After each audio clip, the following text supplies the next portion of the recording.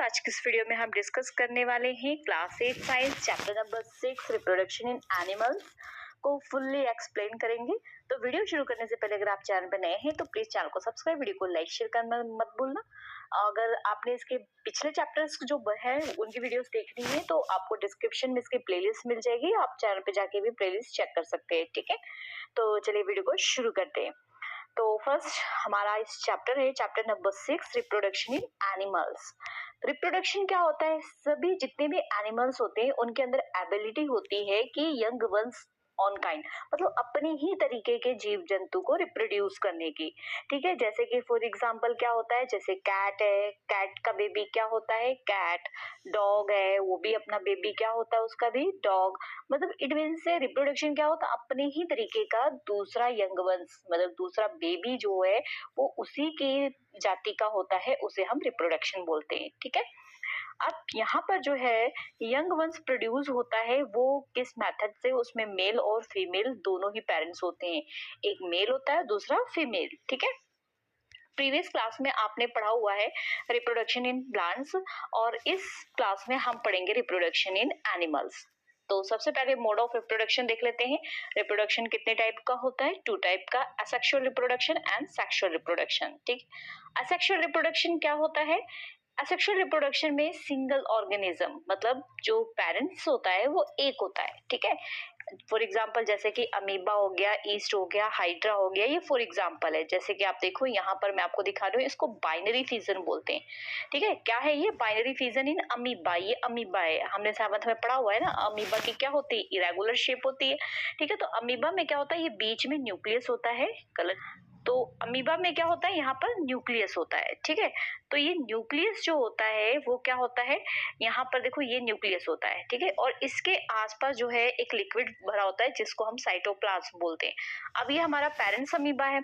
Parents amoeba का ये nucleus जो है डिवाइड होना शुरू हो जाता है, यहाँ पर इस तरीके से ये डिवाइड होना शुरू हो जाता है। ठीक है, उसके बाद क्या होता है, धीरे धीरे ये दोनों न्यूक्लियस अलग अलग डिवाइड हो जाते हैं और दो इंडिविजुअल मतलब दो ऑफस्प्रिंग बन जाते हैं। इसमें पेरेंट सेल जो है वो खत्म हो जाता है।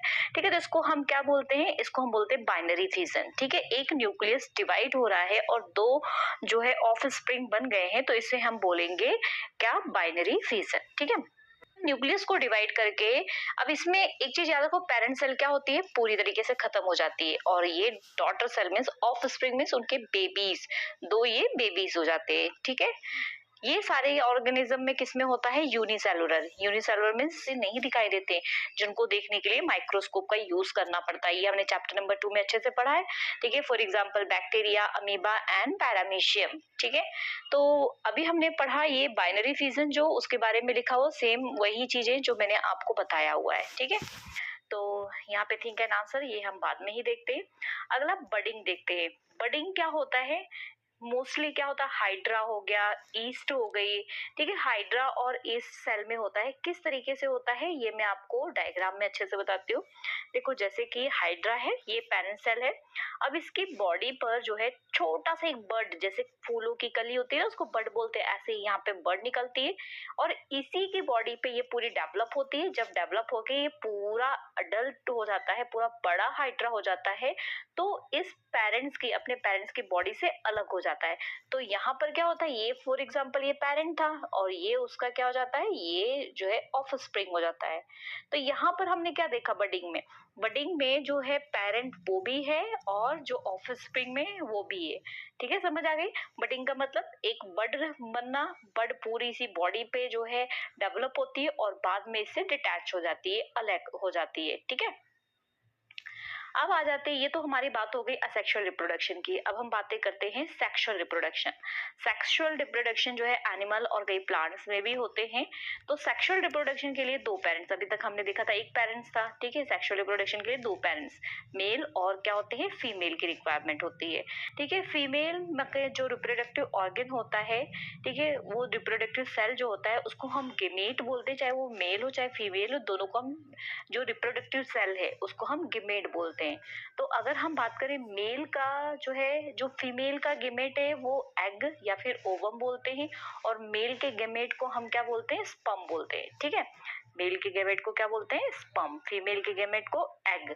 तो जब ये स्पर्म और एग आपस में क्या हो जाते हैं? फ्यूज होते हैं, तो नई सेल बनती है, उसको हम बोलते हैं जाइगोट। ठीक है, ये एग और कुछ इस तरीके से जो स्पर्म होता है, ठीक है, तो ये आपस में जब मिल जाते हैं, फ्यूज हो जाते हैं, तो जो बनता है उसे हम क्या बोलते हैं? जाइगोट। ठीक है, तो जब ये जाइगोट बनता है, इस प्रोसेस को बोलते हैं फर्टिलाइजेशन। ठीक है, तो यहाँ पे दिया है the process of fusion of sperm and ovum. जब स्पर्म ओवम, ओवम मीन्स भी क्या होता है? एग।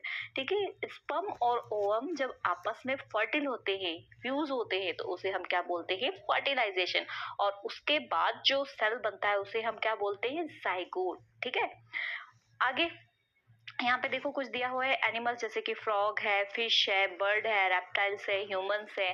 ठीक है, आपको इनको तो फ्रॉग के बारे में, फिश के बारे में, बर्ड पता है। रेप्टाइल्स में जो भी रेंगने वाले जीव जंतु होते हैं उनको बोलते हैं। ठीक है, उनके अंदर क्या होता है? स्पर्म होता है, फीमेल में क्या होता है? ओवम होता है। ये तो हमने डिस्कस कर लिया है। ठीक है, लेकिन कुछ एनिमल्स ऐसे होते हैं जिनके अंदर दोनों ही मेल और फीमेल पार्ट्स दोनों ही होते हैं, तो उसको बोलते हैं hermaphrodites। ठीक है, तो यहाँ पर देखो hermaphrodites जो है, इसका मतलब ऐसे ऑर्गेनिज्म जिसके अंदर दोनों ही पार्ट्स है, मेल और फीमेल। फॉर एग्जाम्पल अर्थवर्म और लीच, ये दोनों के अंदर क्या होता है? मेल और फीमेल पार्ट्स एक ही एनिमल में होता है। ठीक है, उनके मेल और फीमेल अलग अलग नहीं होते हैं।